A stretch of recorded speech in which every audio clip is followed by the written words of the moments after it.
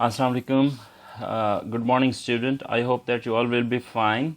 Today we are going to discuss lecture number 18, and it is about the subject of curriculum adaptation, course code SPED 3113. So we are going to start the lecture, but before going to start the lecture, I would like to discuss the learning objectives of this lecture. What are the learning objectives of this lecture for you people?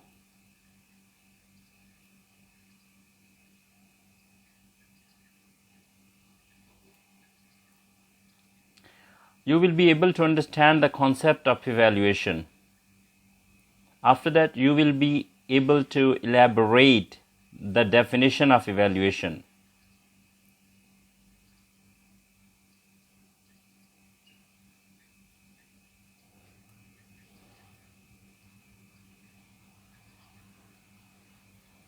After that, you will be able to describe the characteristics of evaluation.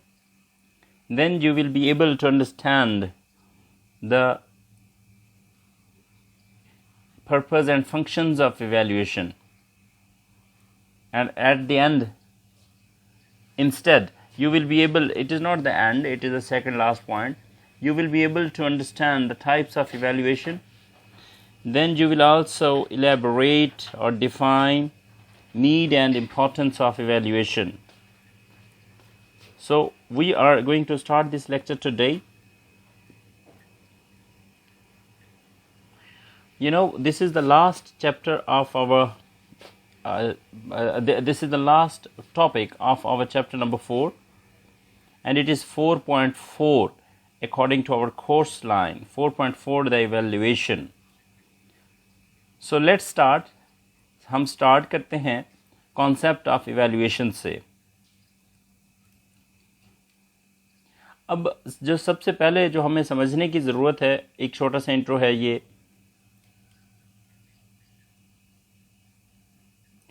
हमारी ज़िंदगी में किसी न किसी सूरत में जो evaluation का जो प्रोसेस है, ये किसी न किसी शक्ल में हमारे सामने आता ही रहता है. अगर इवैल्यूएशन प्रोसेस को ह्यूमन लाइफ के साथ अटैच किया जाए और तो इसके बहुत ज़्यादा फ़वाइद हैं, और अगर ह्यूमन लाइफ के साथ इवैल्यूएशन प्रोसेस को डी अटैच कर दिया जाए, ख़त्म कर दिया जाए, तो ये ज़रूर जहन में रखिएगा कि ज़िंदगी ख़त्म हो सकती है. ये सिर्फ इवैल्यूएशन के ज़रिए ही पॉसिबल है कि कोई आदमी अच्छे और बुरे के दरमियान फ़र्क कर सकता है. What is right, what is wrong, ये इवैल्यूएशन की मदद से ही पॉसिबल है. सोशल डेवलपमेंट का जो सारा जो साइकिल है वो इवैल्यूएशन प्रोसेस के इर्द गिर्द घूमता है. नेक्स्ट एक छोटा सा पॉइंट है, आप स्लाइड पे देख सकते हैं. Child education and success. Education में एक बच्चा अपने मकासद को कितना ज़्यादा हासिल करता है, ये सिर्फ उसी वक्त पॉसिबल है जब आप इसमें इवैल्यूएशन को इन्वॉल्व करेंगे. ये उसी वक्त ही आपको पता चलेगा जब आप उस बच्चे की इवैल्यूएशन करेंगे. इसी वजह से इवैल्यूएशन और जो एम्स हैं, इनका आपस में बड़ा क्लोज या गहरा रिश्ता कह सकते हैं. नेक्स्ट हमारे पास पॉइंट है importance of evaluation. Education is considered as an investment in human beings in terms of the development of human resources. अब ये जो ह्यूमन डेवलपमेंट में जो एजुकेशन है, वो एक बहुत इम्पॉर्टेंट पॉइंट तस्वर की जाती है, और इसके साथ ह्यूमन डेवलपमेंट में फिर ह्यूमन स्किल्स भी आ जाती हैं, मोटिवेशन भी आ जाती है, नॉलेज भी आ जाता है. और इसी तरह जो इवैल्यूएशन है वो हेल्प करती है किसी भी एजुकेशनल प्रोग्राम को बिल्डअप करने में, उसकी अचीवमेंट को असेस करने में, और इसकी इम्प्रूवमेंट, इसकी जो इफेक्टिवनेस है उसको इम्प्रूव करने में। नेक्स्ट हमारे पास है सर्विस ऑफ इवैल्यूएशन।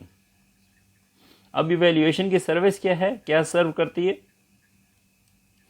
बेसिकली ये इनबिल्ट मॉनिटरिंग के तौर पे काम करती है किसी भी प्रोग्राम के अंदर।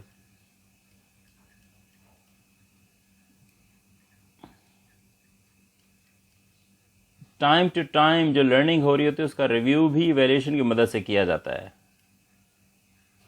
इससे एक बहुत वैल्यूएबल फीडबैक प्रोवाइड होती है।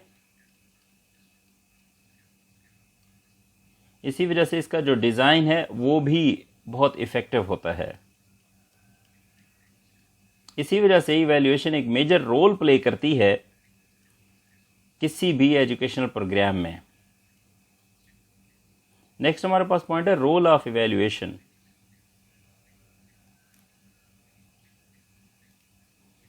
इवैल्यूएशन का बेहतरीन और बहुत ज़बरदस्त किस्म का एनॉर्मस रोल है टीचिंग लर्निंग प्रोसेस में। ये टीचर्स और लर्नर दोनों की हेल्प करती है ताकि टीचिंग और लर्निंग प्रोसेस को इम्प्रूव किया जा सके। इवैल्यूएशन एक कंटिन्यूअस प्रोसेस है और बेसिकली ये एक पीरियोडिक एक्सरसाइज भी है।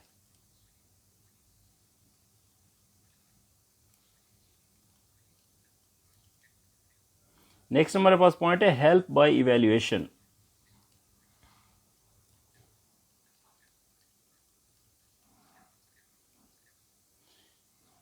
ये जो इवैल्यूएशन है ये हेल्प करती है जजमेंट की जो वैल्यू है उनकी फॉर्मेशन में, एजुकेशनल स्टेटस को मेंटेन करने में, या स्टूडेंट की अचीवमेंट को हासिल करने में।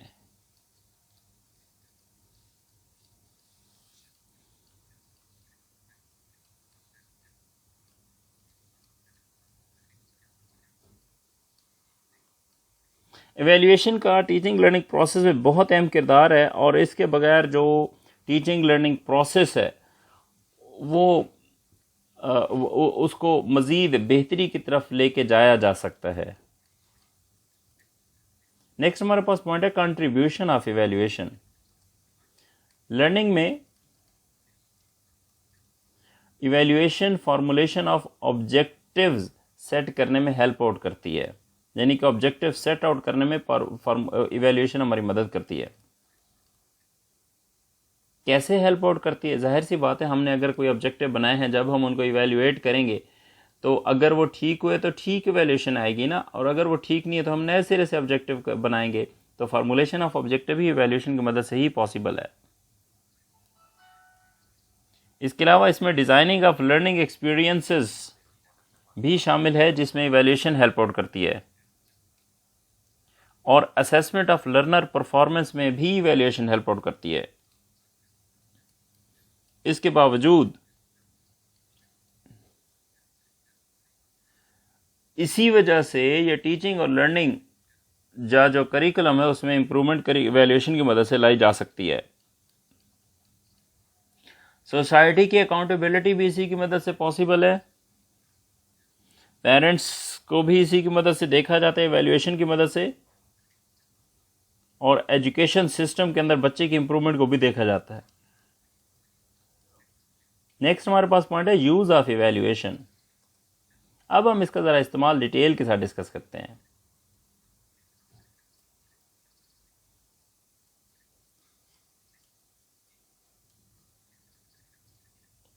टीचिंग में अगर कोई पॉइंट नंबर 1 देखा जाए,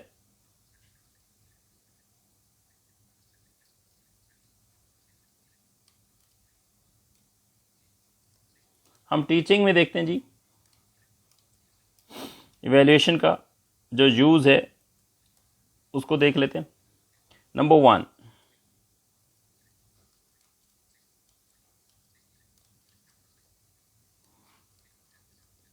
इवैल्यूएशन का जो ताल्लुक टीचिंग में है वो असेसमेंट के साथ है।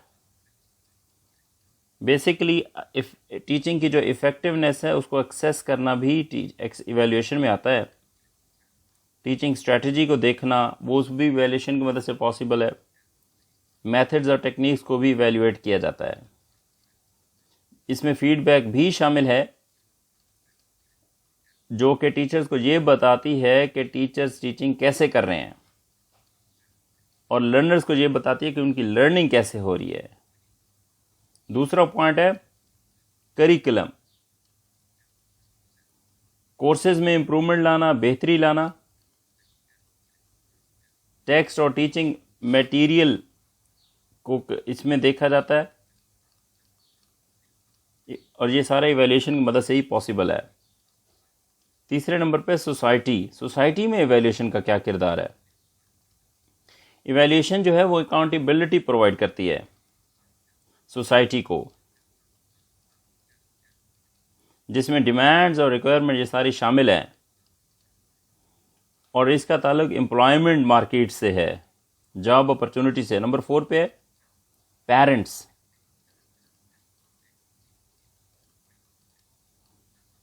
पेरेंट्स को जो रेगुलर रिपोर्टिंग की जाती है बेसिकली वो on the base of evaluation ही होती है। इससे पेरेंट्स को पता चलता है कि उनके बच्चे का लेवल कहाँ तक है और कैसा है। नेक्स्ट एक छोटा सा पॉइंट है स्लाइड पे, आप देख सकते हैं शॉर्ट डिटेल के नाम से।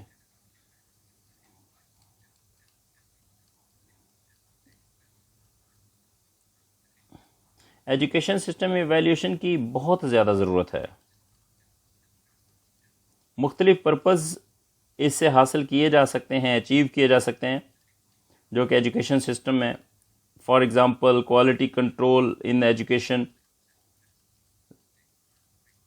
हायर ग्रेड में बच्चे की जो सिलेक्शन या एंट्रेंस होती है वो, उसके लिए इवैल्यूएशन ज़रूरी है, या टर्शरी लेवल पे जो ट्रांजिशन है।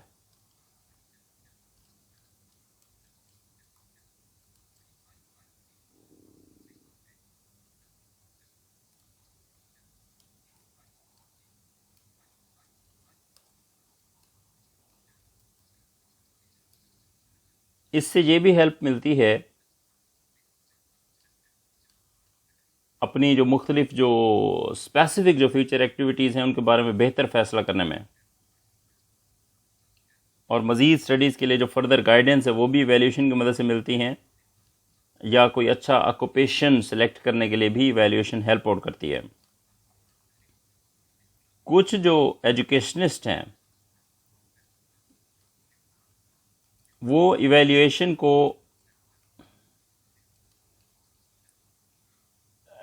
का जो सिनोनिम्स बताते हैं वो लर्नर अप्रेजल है, लेकिन इवैल्यूएशन का रोल इससे कहीं बढ़ करके है। वो खाली स्टूडेंट की कामयाबी तक महदूद नहीं है।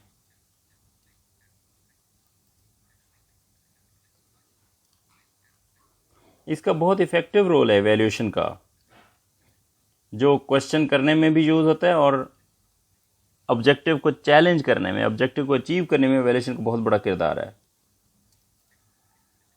नेक्स्ट हम देखते हैं role of evaluation in teaching learning process.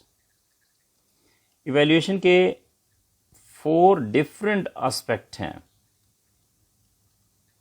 Number 1 पे है ऑब्जेक्टिव, दूसरे नंबर पे लर्निंग एक्सपीरियंसेस, नंबर 3 पे लर्नर अप्रेजल,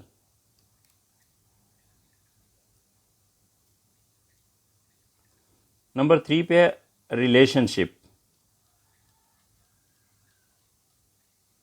और ये रिलेशनशिप ऊपर वाले इन 3 पॉइंट्स के दरमियान है।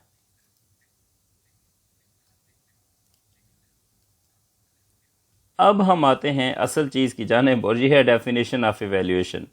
मैं आपको जो अब तक जो बताता रहा हूँ वो मैं चाहता था कि आपको एक कंप्लीट आइडिया हो। अब हम इवैल्यूएशन की डेफिनेशन देखते हैं। फॉर्मल डेफिनेशन है जी,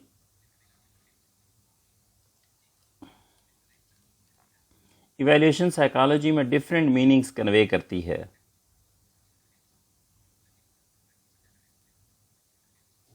इसमें जो सबसे पहली डेफिनेशन है इंसाइक्लोपीडिया ऑफ एजुकेशन रिसर्च, इसकी डेफिनेशन को हम देखते हैं। To measure means to observe or determine the magnitude of variant. Evaluation means assessment और appraisal. ये साइकोलॉजी की डेफिनेशन है. दूसरे नंबर पे जेम्स एम ब्रैडफील्ड की डेफिनेशन है. देखते हैं जी इनकी डेफिनेशन क्या कहती है. Evaluation is the assignment of symbols to phenomena in order to characterize the worth or value of a phenomena, usually with reference to some social, cultural and scientific standard.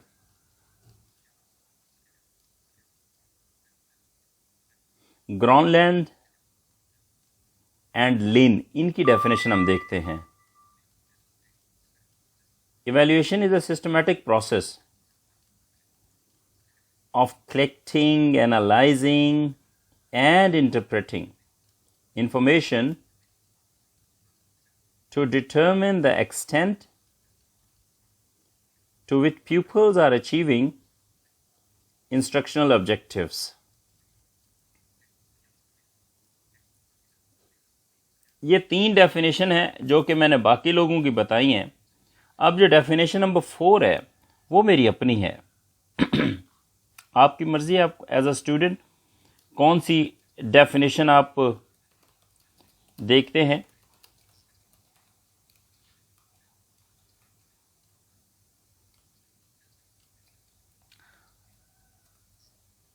आप definition कौन सी देखते हैं. ये है जी to जज the effectiveness of any programme.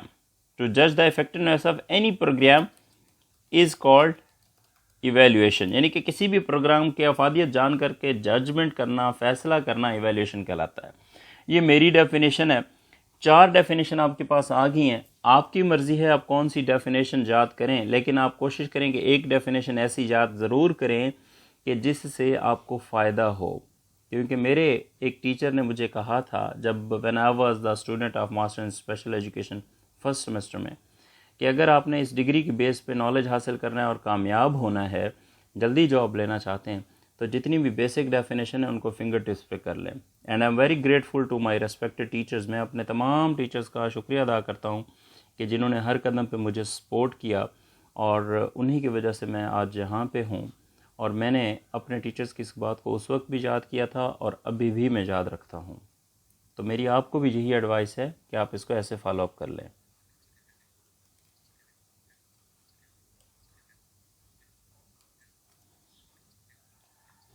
अच्छा, next हमारे पास point है 4 की एलिमेंट्स ऑफ इवैल्यूएशन. इवैल्यूएशन के 4 की एलिमेंट्स कौन से हैं. नंबर 1 पे है जी systematic collection of evidence. Evaluation की मदद से एविडेंस यानी कि जो सबूत होते हैं या जो एविडेंस होते हैं, वाक़यात होते हैं, उनको सिस्टमैटिक वैसे ही इकट्ठा किया जाता है. नंबर 2 इसमें फिर इंटरप्रिटेशन है. नंबर 2 पे इट्स इंटरप्रिटेशन, इसकी वजाहत है. Number 3 judgement of value. वैसे by the way judgement of value या value judgement is also called evaluation. ये भी एक छोटी सी डेफिनेशन, यानी कि इवैल्यूएशन में फैसला है, फैसले की अहमियत है. नंबर 4 पे है with a view to action. और इवैल्यूएशन की बेस पे काम भी किया जाता है, अमल भी किया जाता है, एक्शन भी किया जाता है. ये 4 की एलिमेंट्स हैं इवैल्यूएशन के.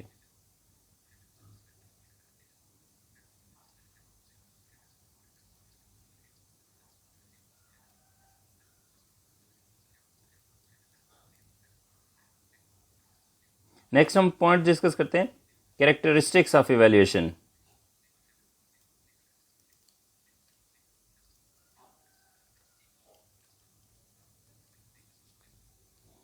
अब ये जो ऊपर की एलिमेंट्स हमने डिस्कस की हैं, इन्हीं की बेस पे हम कैरेक्टरिस्टिक्स ऑफ इवैल्यूएशन भी ड्रॉन करते हैं.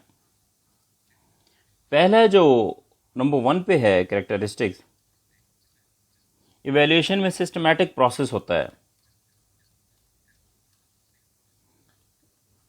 जिसमें बच्चे की जो कंट्रोल्ड ऑब्जर्वेशन है, कैजुअल अनकंट्रोल्ड ऑब्जर्वेशन वो की जाते।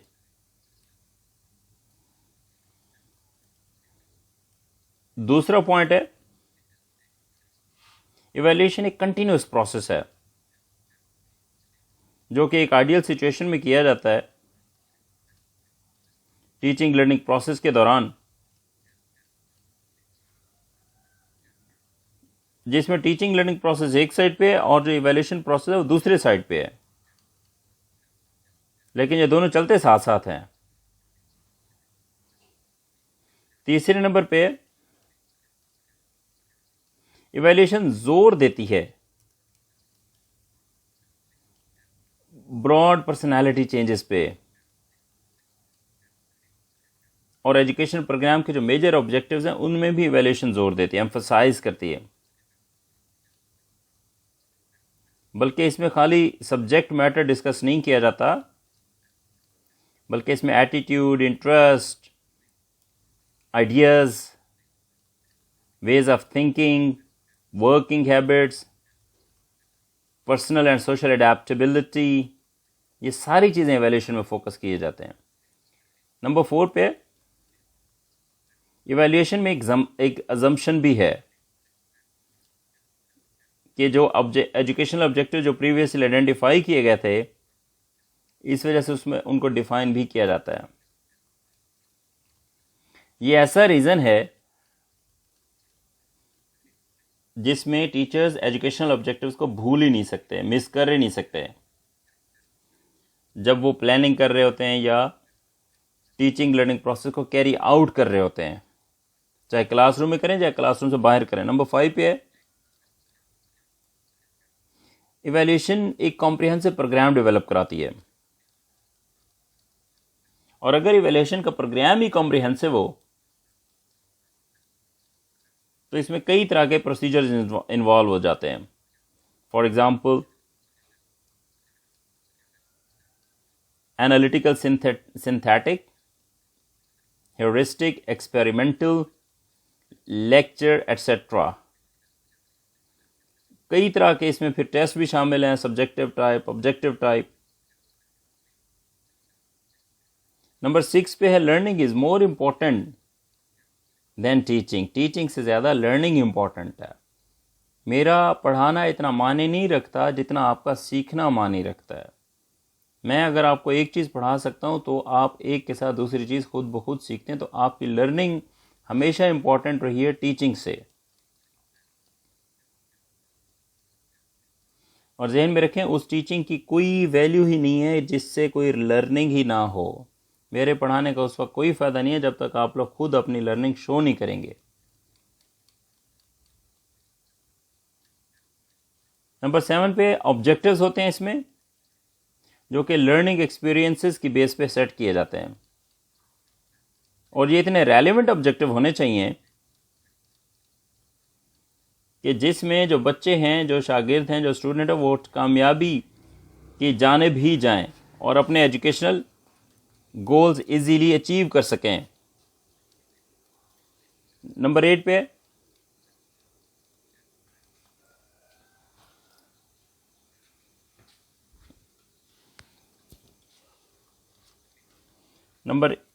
हम देखते हैं जी पॉइंट, स्टूडेंट्स और उनकी जो कंप्लीट डेवलपमेंट है उसकी भी असेसमेंट की जाती है इसमें, बल्कि उनको असेस किया जाता है, और वो किया जाता है एजुकेशन या इवैल्यूएशन के ज़रिए। नंबर 9 पे इवैल्यूएशन बेसिकली एक एग्जामिनेशन है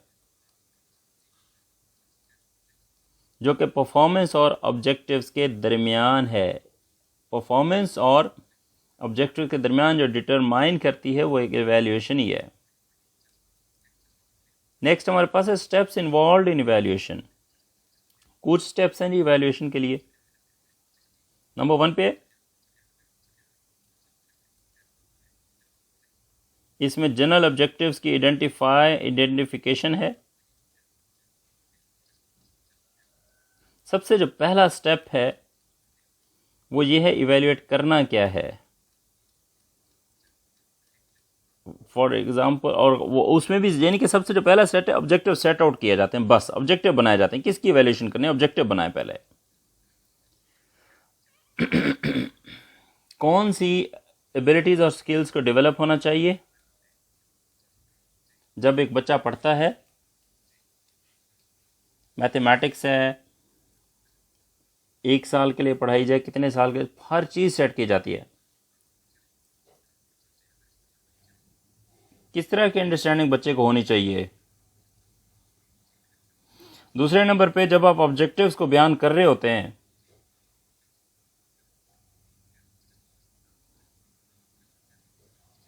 तो हम आइडेंटिफाई भी करते हैं और फोकस भी करते हैं स्पेसिफिक ऑब्जेक्टिव्स को। पहले ऑब्जेक्टिव्स जनरल ऑब्जेक्टिव्स हैं, फिर स्पेसिफिक ऑब्जेक्टिव्स हैं, कि हम फिर उन एरियाज पे आ जाते हैं। पहले तो ये था मेजर एरियाज बच्चे की पर्सनैलिटी के हवाले से, फिर हम आते हैं स्पेसिफिक ऑब्जेक्टिव्स कि हमने उन मेजर एरियाज को इम्प्रूव करने के लिए भी कौन से मजीद ऐसे काम करने हैं, उसमें टीचिंग पॉइंट्स हो सकते हैं, क्या चीज़ें पढ़ानी है, वो आपके स्पेसिफिक ऑब्जेक्टिव्स हैं। ये सारे इसमें शामिल है ना। नेक्स्ट हमारे पास है टाइप्स ऑफ इवैल्यूएशन। इवैल्यूएशन की 2 टाइप्स हैं, एक है फॉर्मेटिव इवैल्यूएशन, दूसरा है समेटिव इवैल्यूएशन। फॉर्मेटिव इवैल्यूएशन हमेशा ड्यूरिंग द प्रोग्राम होती है, और जो समेटिव इवैल्यूएशन है वो हमेशा at the end of programme होती है।